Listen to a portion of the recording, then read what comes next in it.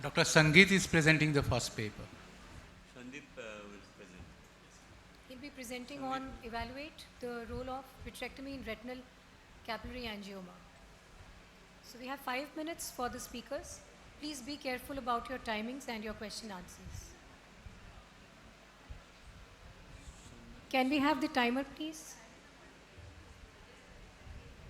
Good morning, everyone. Thank you for allowing me to present before. So my topic is evaluate the role of vitrectomy in retinal capillary angiomas. So retinal capillary angiomas, as we all know, can be sporadic or they may be associated with von Hippel's Lindau disease, and they are orange-red vascular tumors with dilated feeder vessels.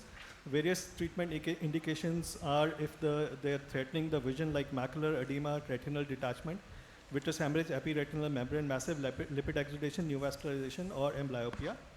And various treatment modalities include laser, cryo, radiotherapy, intravitreal injections, transpupillary thermotherapy, photodynamic therapy, and surgery is usually the last resort.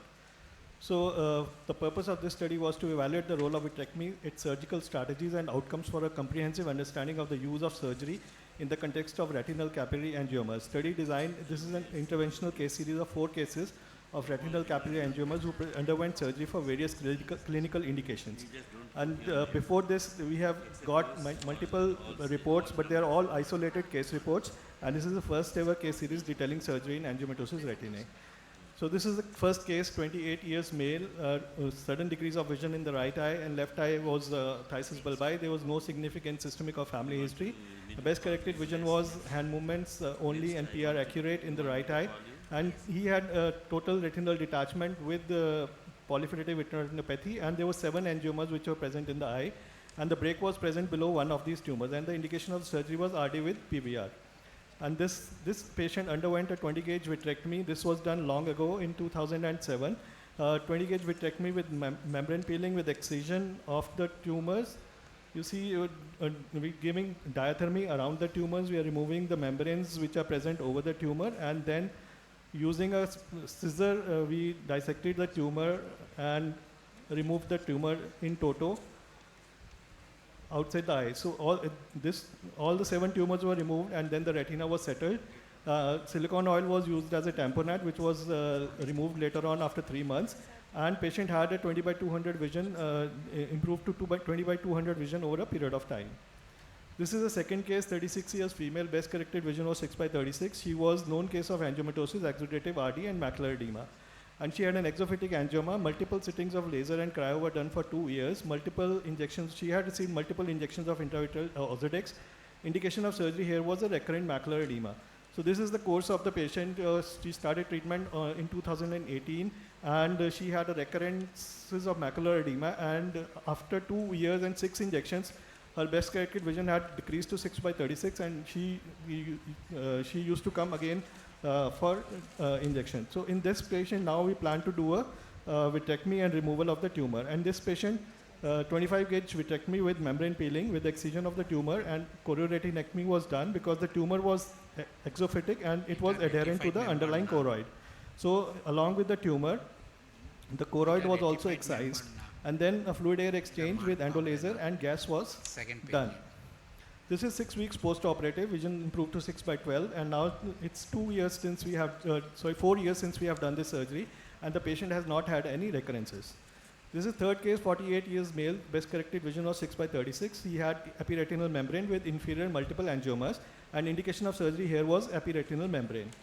And in this patient underwent 25-gauge vitrectomy again, membrane peeling, and excision and retinectomy, followed by fluid air exchange and gas.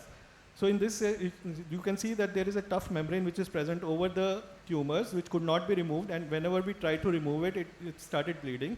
So we decided to remove the tumor also. So we did a diathermy around all these tumors together, and then we did a retinectomy to remove all this tumor complex. And after this, again, gas was used as a tamponade. This is 4 months post-operative. The vision had improved to 6/12. The lipid exudation has decreased, and the retina is settled.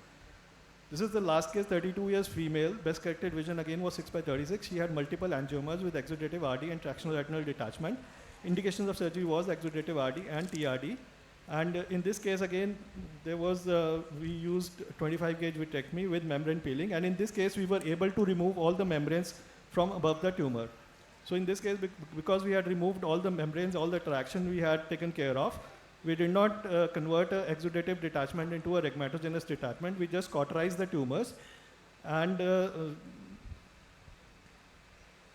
even this large tumor we cauterized and left it as such. So this is 5 months post-operative. The best corrected vision of the patient had improved to 6/9. And the lessons we learned from this was that vitrectomy for angios can be done as a last resort. Angiomas can be excised after diathermy. Adherent epiretinal membranes are present. Surgical approach varies from patient to patient. Steps of vitrectomy need to be modified depending on the patient. And the anatomical and functional outcome of vitrectomy is generally favorable and recurrences are not seen. Thank you. Sangeet, you have presented the role of vitrectomy in retinal capillary angioma. Is it the only modality or other modalities? So this is the last resort. We have laser. We can do laser, we can do cryo, or we can do brachytherapy or radiotherapy before trying. But in these conditions, because there was a retinal detachment along with the epiretinal membrane, so the laser and the cryo was not applicable in these. Yes.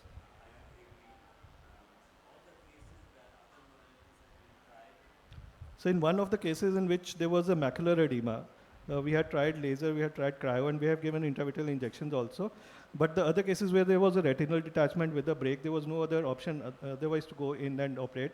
And in the last patient where there was tractional retinal detachment over the macula, which was extending to the macula, we had to operate. And in the third case also, we had a epiretinal membrane, so vitrectomy was indicated for that. Pardon, sir? Yeah, there were multiple tumors in at least 3 of these eyes, and they were all related to VHL only. So. Any recurrence was there? No, there was no recurrence after vitrectomy.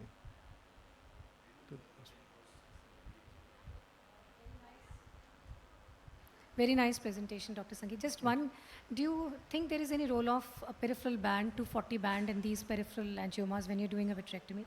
If there is a lot of traction and you are thinking that you are not removed whole of the traction or whole of the membrane, especially in the peripheral tumors, you can put a encircling band to counter the circumferential traction which is there. Yes. Thank you, Dr.